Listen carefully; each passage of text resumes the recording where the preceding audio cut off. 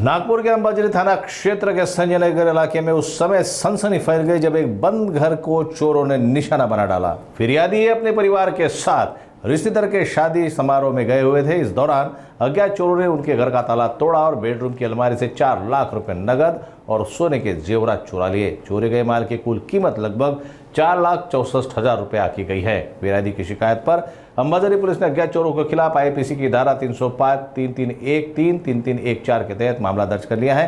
उप निरीक्षक काकडे के मार्गदर्शन में आगे की जांच जारी है।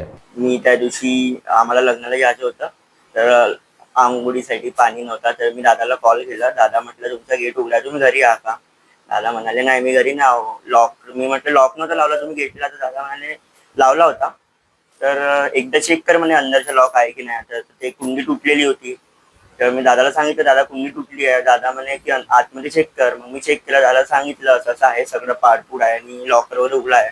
दादाला व्हिडिओ कॉल केला मी, दादाला व्हिडिओ कॉल करायला, तर दादाला व्हिडिओ कॉल मी सगळं दाखवलं। तर दादा म्हणाले की एकदा वरती जा आणि वरती सगळं चेक करून घे, वरती काही आहे की किती पण तेच आलाय। तर मी वरती गेलो, तर दादांना तिथं पण ते अंदरचं जे लॉकर होता, कबाड होता, कबर्ड मध्ये पण तेच हाल होतं, पूर्ण खाली पडलेलं होतं आणि तिथे पण सगळे गहने पैसे जे होते दादा म्हणाले ते सब गायब होते। तर मी दादाला सांगितलं सगळे आणि मग बाहेर थांबलो दादा इथपर्यंत। मी लग्नासाठी गेलो होतो पाचगावला।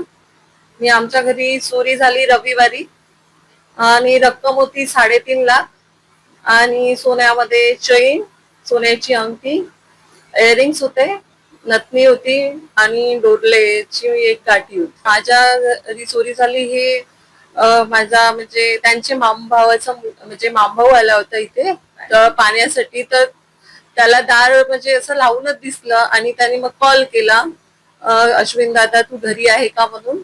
तर नाही म्हटलं, तर तो म्हणे दार उघडे आहे म्हणे। तर मग त्यांनी चेक केला आतमध्ये, मग कॉल करून त्यांनी सांगितलं की घरामध्ये चोरी झाली आहे, म्हणजे पाडपूड होतं, अलमारीचे लॉकर वगैरे सगळे तोडलेले होते। पोलिसांनी म्हणजे आम्ही पहिले पोलीस स्टेशनला गेलो, तिथे रिपोर्ट दिली, ते लोक चौकशीसाठी आले, त्याच्यानंतर मग आम्ही घरी आलो।